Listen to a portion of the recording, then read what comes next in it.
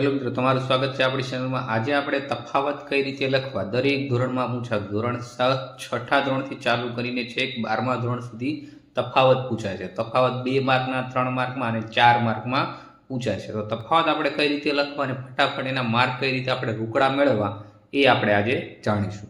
તો તમને જો અહીં સીધી લાઈનમાં માનો કે તફાવત પૂછ્યો છે રક્તકણ અને શ્વેતકણ, તો તમે આ રીતે સીધી લાઈનમાં લખશો તો તમને ક્યારેય માર્ક મળશે નહીં। એનો માર્ક કેવો આવી જશે? 0 આવી જશે। એની બદલે આપણે તફાવત કઈ રીતે લખવા એનો આપણે વિસ્તૃત માહિતી મેળવશું।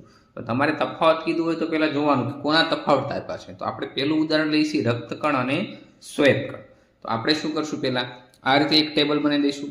એક બાજુ રક્તકણ લખી દઈશું, એક બાજુ શ્વેતકણ લખી દઈશું। તો તફાવત આપો એમાં એક રક્તકણ અને બીજું શું લખી દઈશું? શ્વેતકણ। તો મિત્રો ફરજિયાત તમારે આ રીતે 2 લાઈન પાડી દેવાની અને 2 ભાગ પાડી દેવાના પેપરમાં, એક બાજુ રક્તકણ એક બાજુ શ્વેતકણ। હવે પહેલો મુદ્દો તમે રક્તકણનો લખશો તો સામે શ્વેતકણનો પણ પહેલો મુદ્દો જ આવવો જોઈએ। માનો કે આ મુદ્દો 2 લાઈનમાં થયો તો સામેનો મુદ્દો ભલે આપણો 1 લાઈન થાય પણ 1 લાઈન આપણે મૂકી દેવાની, બંને બાજુ 2 લાઈન થવી જોઈએ।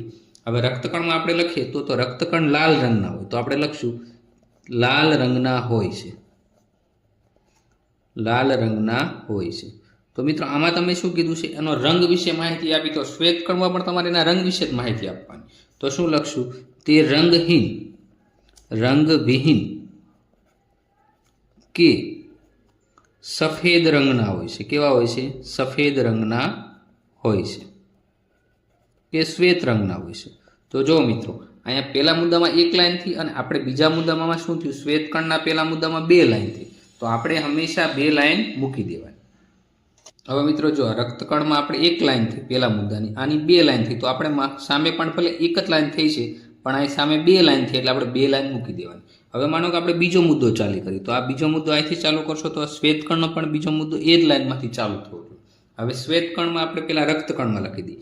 રક્તકણમાં શું થાય? હિમોગ્લોબિન ધરાવે છે, રક્તકણ હિમોગ્લોબિન ધરાવે છે। તો મિત્રો આમાં શું થશે? શ્વેતકણમાં તમે ખાલી આ રક્તકણનો તફાવત ભાગો કરો તો શ્વેતકણ એમ નામ તમને આવી જાય। હવે હિમોગ્લોબિન ધરાવે તો આ હિમોગ્લોબિન ન ધરાવે તો આપણે લખીશું કે હિમોગ્લોબિન ધરાવતા નથી, હિમોગ્લોબિન ધરાવતા નથી। તો મિત્રો ફરીવાર શું થયું? અહીંયા આપણી 2 લાઈન થઈ। તો હવે આમાં પણ આપણે શું કરશું?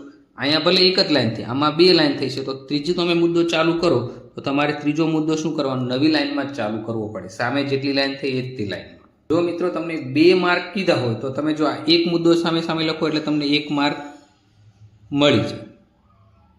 2 માર્કમાં પૂછવાનો હોય મિત્રો તમને, તો તમે સામે સામે એક મુદ્દો લખો એટલે તમને 1 માર્ક મળી। હવે બીજો મુદ્દો લખશો તો આના 2ના થઈને 1 માર્ક હોય, તો આ 2 મુદ્દા લખ્યા એટલે બીજો 1 માર્ક મળ્યો। હવે 2 માર્કમાં પૂછાણો તો તમને પૂરેપૂરા કેટલા માર્ક? 2 માર્ક અહીંયા તમને રોકડા મળી જશે। માનો કે હવે તમને 3 માર્કનું પૂછાણો તો તમારે ત્રીજો મુદ્દો સામે સામે ત્રીજો મુદ્દો પણ લખવો પડે।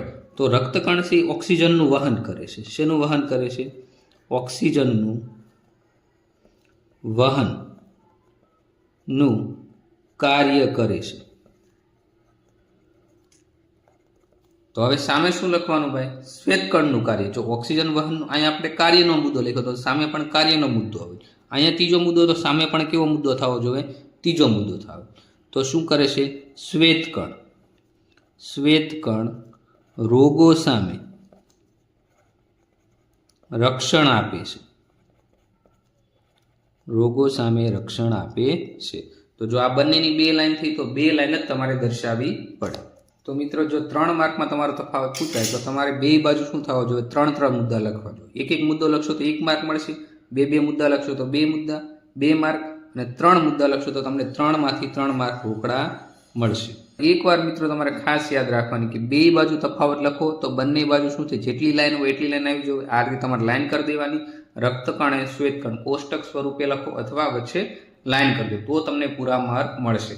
પરંતુ તમે જો ડાયરેક્ટ સીધી રીતે, જો હમણાં મેં તમને ઉદાહરણ આપ્યું હતું કે આ રીતે તમે સીધી રીતે લખી દેશો તો તમને ક્યારેય માર્ક મળશે નહીં। તો એનો માર્ક હંમેશા કેવો આવશે?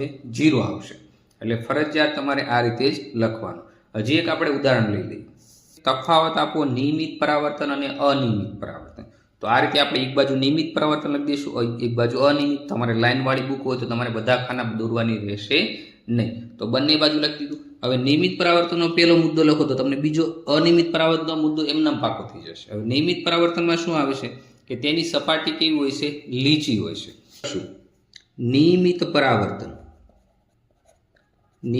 પરાવર્તનમાં લીસી કે સમતલ સપાટી હોય. સમતલ સપાટી હોય છે. હવે આનો પહેલો મુદ્દો થઈ ગયો. તો આમાં શેના વિશે? સપાટી વિશે વાત છે. તો સામે તે શું આપણે જોઈએ? સપાટી વિશે જ માહિતી આપી જોઈએ. હવે આમાં લીસી અને સમતલ કીધી તો સામે એના કરતાં ઉલટું લખી દેવાનું. તો શું લખશો? અનિયમિત પરાવર્તનમાં સપાટી કેવી હશે? અનિયમિત પરાવર્તનમાં સપાટી કેવી હોય છે? ખરબચડી હોય. ખરબચડી કે અસમાન હશે. અસમાન હોય છે. તો જુઓ મિત્રો, અહીંયા શું થયું? પહેલા મુદ્દાની 3 લાઈન હતી તો સામે પણ પહેલા મુદ્દાની 3 લાઈન થાય કે ન થાય, પણ તમારે 3 લાઈન તો મૂકવાની છે. હવે બીજો મુદ્દો લખો તો 1 લાઈન તમે આ રીતે મૂકી દો. જો 2 માર્કમાં પૂછાય તો આ તમારો 1 માર્ક પાકો થઈ ગયો.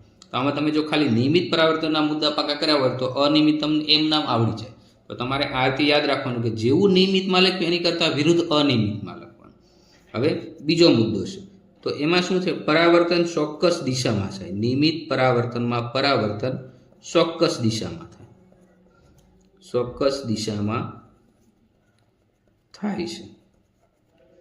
હવે આમાં ચોક્કસ દિશા લખે એટલે ઓલામાં ચોક્કસ દિવસ હશે નહીં. તો અનિયમિત પરાવર્તનમાં શું થશે? પરાવર્તન ચારેય દિશામાં એટલે કે અસ્ત વ્યસ્ત ચારેય દિશામાં થાય છે.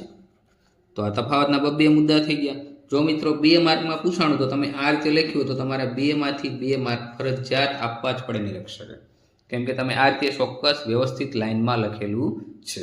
હવે માનો કે 3 માર્કમાં પૂછાય. 3 માર્કમાં જોઈએ તો આપણે ત્રીજો મુદ્દો પણ અહીંયા આપણે લાઈનમાં લખવો પડે. તો આ લાઈન આપણે થોડીક વધારે દઈશું. તો એમાં શું છે? પ્રતિબિંબ સ્પષ્ટ હોય છે. પ્રતિબિંબ એટલે શું મિત્રો? જો તમને અરીસામાં મળતું પ્રતિબિંબ હોય કે સપાટી પર પ્રતિબિંબ મળતું હોય તો પ્રતિબિંબ કેવું હોય છે? સ્પષ્ટ હોય છે. હવે જો ત્રીજો મુદ્દો શું કીધો? પ્રતિબિંબ સ્પષ્ટ હોય. તો અનિયમિતમાં શું હશે? પ્રતિબિંબ સ્પષ્ટ દેખાતું નથી. તો તમે ખાલી એક મુદ્દા પાકા કરો તો સામેના મુદ્દા તમને ઓટોમેટિક આવડી જાય, પણ તમને લખાણ લખતા આવડવું જોઈએ. આના કરતાં તમારે બીજો તફાવત આપો એમાં વિરુદ્ધ જ લખવાનું. નિયમિતમાં સ્પષ્ટ હોય તો આમાં કેવું પ્રતિબિંબ હશે? અસ્પષ્ટ હશે. તો ત્રીજો મુદ્દો લખીએ તો સ્પષ્ટ પ્રતિબિંબ મળતું નથી. તો આ રીતે મિત્રો જો 3 માર્કમાં પૂછાય તો તમારે 3 મુદ્દા લખવાના. 4 માર્કમાં તફાવત પૂછાય તો બંને બાજુ 4 તફાવતના મુદ્દા લખવા પડે. તો મિત્રો આ રીતે તમે લાઈન દોરી અને બંને બાજુ તફાવત વ્યવસ્થિત લખશો તો તમારા 4 માંથી 4 માર્ક મળશે. પણ ક્યારેય એક લાઈનમાં બધા તફાવત લખી દેવાના નહીં. એક બાજુ 3 લાઈન થઈ તો સામે 3 લાઈન થવી જોઈએ. જો 3 લાઈન ના થાય તો 1 લાઈન મૂકી દેવાની. સામે બીજા મુદ્દામાં 2 લાઈન થઈ તો સામે 2 લાઈન થવી જોઈએ. ના થાય તો 1 લાઈન મૂકી દેવાની. આ રીતે તમારે સ્પષ્ટ લખવાનું. તો શું થશે? તમારા માર્ક ક્યારેય કપાશે નહીં. પ્રશ્નો કરતાં તફાવત બહુ સરળ છે, કેમ કે તમે એક બાજુના તફાવત પાકા કરી લીધા હોય તો બીજી બાજુના તફાવત તમને આમ નામ આવડી જાય. તો મિત્રો આ વિડીયો તમને ગમ્યો હોય તો વધારે લાઈક કરો અને ચેનલને સબસ્ક્રાઈબ કરો. બીજું, ધોરણ 10 હોય, 8 હોય, 7 હોય, 6 હોય કે 12માં તફાવત તમારે હંમેશા આ રીતે લખો. બોર્ડના પેપરમાં પણ અમે દરેક વિદ્યાર્થીને આ રીતે માર્ગદર્શન આપ્યું હતું અને બધાને લગભગ પૂરામાંથી પૂરા માર્ક મળ્યા હતા. તો તમે આ રીતે અપનાવી જુઓ તો તફાવતમાં તમારો ક્યારેય માર્ક કપાશે નહીં. Thank you. નમસ્કાર દોસ્તો, આવા જ વિડિયો જોવા ચેનલને સબસ્ક્રાઇબ કરો.